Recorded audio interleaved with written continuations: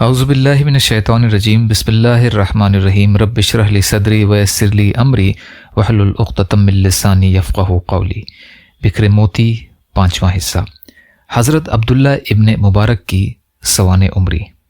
کل کے موضوع کا باقی حصہ، اللہ کا خوف۔ اللہ کا خوف تمام بھلائیوں کی جڑ ہے۔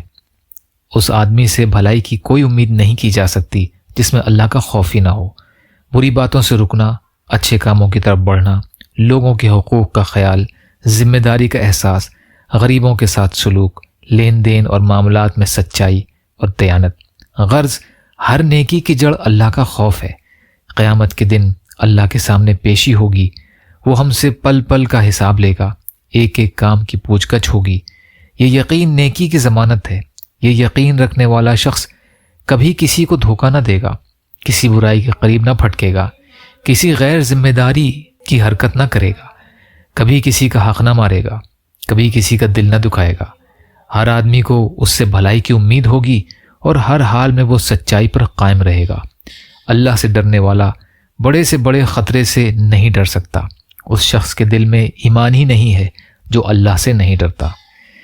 مدینہ کے مشہور عالم حضرت قاسم ابن احمد رحمۃ اللہ علیہ اکثر سفر میں حضرت عبداللہ رحمۃ اللہ علیہ کے ساتھ رہتے تھے۔ ایک بار فرمانے لگے، میں کبھی کبھی یہ سوچتا تھا کہ آخر حضرت عبداللہ رحمۃ اللہ علیہ میں وہ کون سی خوبی ہے جس کی وجہ سے ان کی اتنی قدر ہے اور ہر جگہ پوچھ ہے۔ نماز وہ بھی پڑھتے ہیں، ہم بھی پڑھتے ہیں، روزہ وہ رکھتے ہیں، ہم بھی رکھتے ہیں، وہ حج کو جاتے ہیں تو ہم بھی جاتے ہیں، یہ اللہ کی راہ میں جہاد کرتے ہیں تو ہم بھی جہاد میں شریک ہوتے ہیں۔ کسی بات میں ہم ان سے پیچھے نہیں ہیں، لیکن پھر بھی جہاں دیکھیے لوگوں کی زبان پر انہی کا نام ہے اور انہی کی قدر ہے۔ ایک مرتبہ ایسا ہوا کہ ہم لوگ شام کے سفر پر جا رہے تھے، راستے میں رات ہو گئی، ایک جگہ ٹھہر گئے۔ کھانے کے لیے جب سب لوگ دسترخوان پر بیٹھے تو اتفاق کی بات کہ ایک کا ایک چراغ بجھ گیا۔ خیر، ایک آدمی اٹھا اور اس نے چراغ جلایا۔ جب چراغ کی روشنی ہوئی تو کیا دیکھتا ہوں کہ حضرت عبداللہ رحمۃ اللہ علیہ کی داڑھی آنسوؤں سے تر ہے۔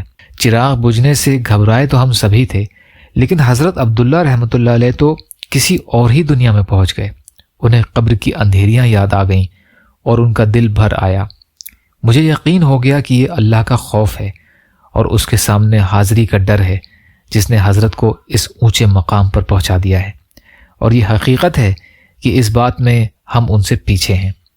حضرت امام احمد بن حنبل رحمۃ اللہ علیہ فرمایا کرتے تھے کہ حضرت عبداللہ رحمۃ اللہ علیہ کو یہ اونچا مرتبہ اسی لیے ملا کہ وہ اللہ سے بہت زیادہ ڈرتے تھے۔ ذمہ داری کا احساس اتنا تھا کہ ایک مرتبہ شام میں کسی سے لکھنے کے لیے قلم لے لیا اور دینا یاد نہیں رہا۔ جب اپنے وطن مرو واپس آ گئے تو یاد آیا، گھبرا گئے، فوراً سفر کا ارادہ کیا۔ شام مرو شہر سے سینکڑوں میل دور ہے۔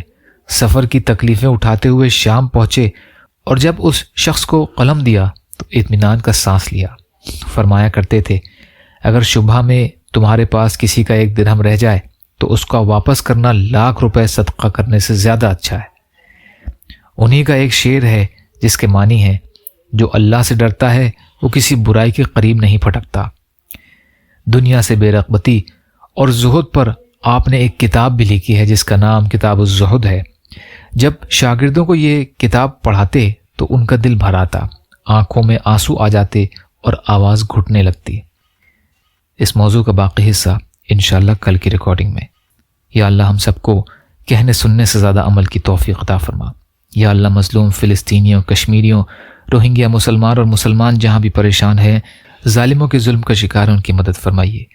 یا اللہ صبر اور شکر اور اچھی طرح عبادت کرنے والا بنائیے، عزت اور عافیت کی زندگی عطا فرمائیے۔ جو مانگا وہ بھی عطا کر دیجیے، جو مانگنے سے رہ گئے وہ بھی عطا فرمائیے۔